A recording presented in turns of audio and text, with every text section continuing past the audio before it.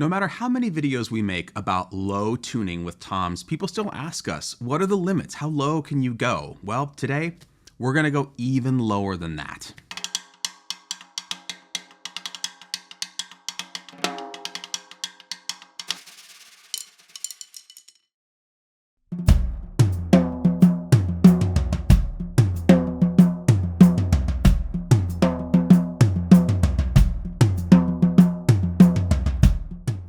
Before we dive into our more extreme tuning today, we want to set a baseline for where we're starting. So we've tuned these toms in what we feel is a traditional medium to medium low tuning. Let's give them a listen up front before we do anything else.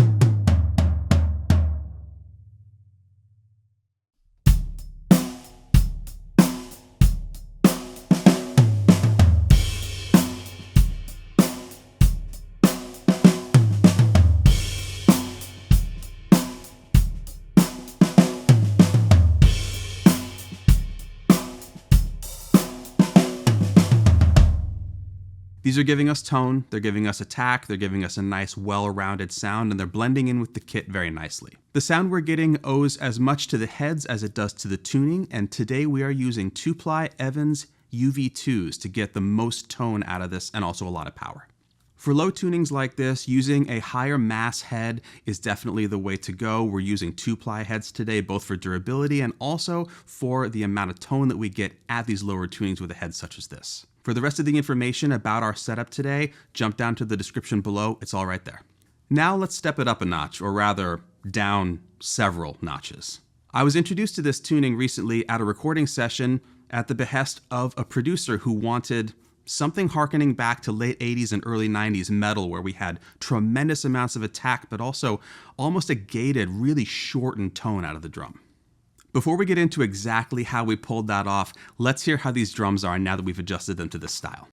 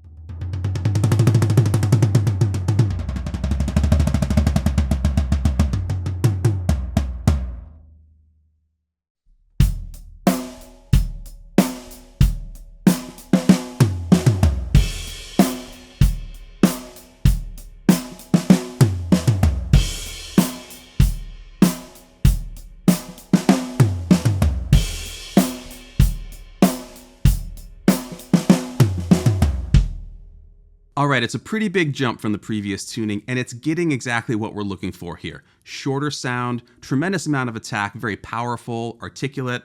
They sound really good when you hit them really, really, really hard. One of the ways this was described to me in the process of doing this was, we want the whole kit, the toms and the bass drum, to all kind of sound like bass drums, so that when we play fills and when we move around the kit, it's all going to blend together and not have such a character separation between the kick and the toms.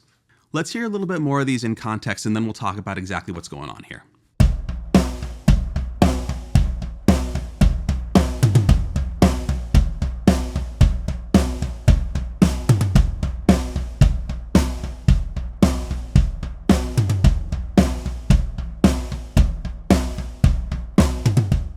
We are working with finger-tight batter heads. We've removed all of the tension from them and then just brought them back up to finger-tight without adding any tension with a drum key or any other implement.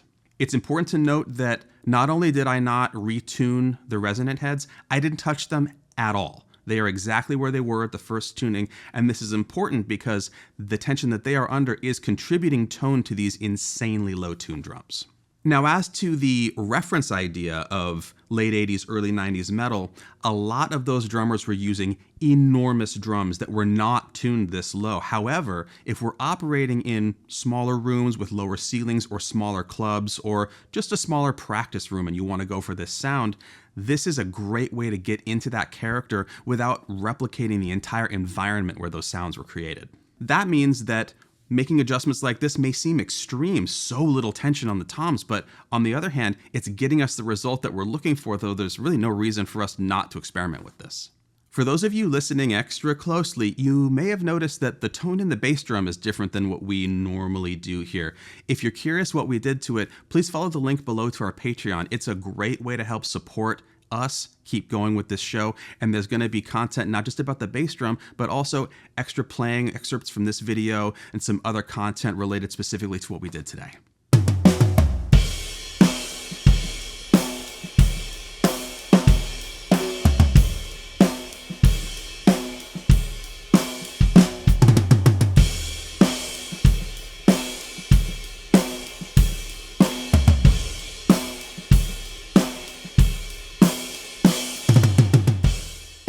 There are a few things that we do need to consider when going to these kinds of extreme tunings, particularly on the low end of the spectrum as we are today. The first one, and maybe the most important one, is that when we tune the drums this low, we are risking damaging the heads at a much faster rate than they would if they were tuned higher.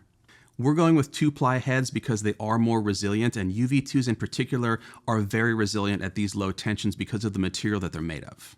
It's really important to know that not all thick heads are created equal and not all double-ply heads are created equal, so understanding what a specific style is capable of is going to keep us from making a mistake and costing us extra money and ultimately getting us a poorer sonic product. When you have a drum head tensioned this low, the damage is going to come fast and it's going to come hard, especially if you're hitting really, really aggressively. It tends to be that these lower tunings coincide and go very well with aggressive playing, but don't think that that's the only thing that you can do with this. And remember that if you are swinging for the fences at these low tunings, it's going to shorten the lifespan of that head dramatically.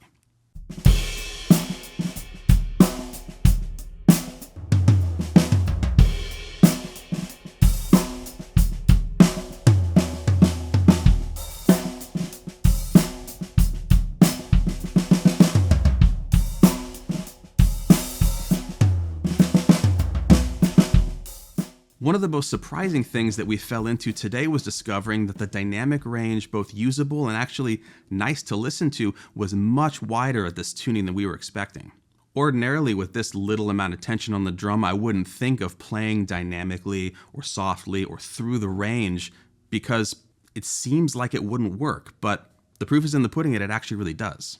One of the things that happens when we play softer is that initial transient when we're striking the drum comes down to meet the lower volume of the tone underneath, and when we're not hitting that hard, we're not actually squashing out so much of that tone with the sheer velocity of the stick. This means for us that it's actually usable at these lower volumes and gives us a more balanced response out of the drums. Now that said, if the sound you're getting is not pleasing to you, of course you can make adjustments, whether they be micro adjustments or larger ones, but don't be afraid to explore a range of the drum at a given tuning that you might think is totally inappropriate for its intended use.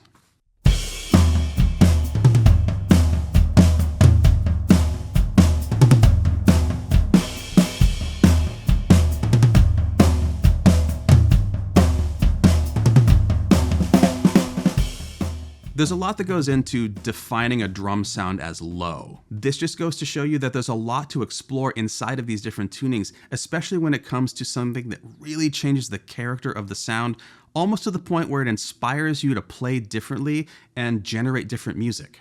While both of the tunings we did today have dynamic possibilities and could work for rock or punk or a lot of different musical situations, the character of the sound is what we're really getting after today, and making sure that we love the sound that we're making and that it inspires us in a certain direction. Particularly for me today, because I never tune toms normally like this, it really made me play differently than I otherwise would have.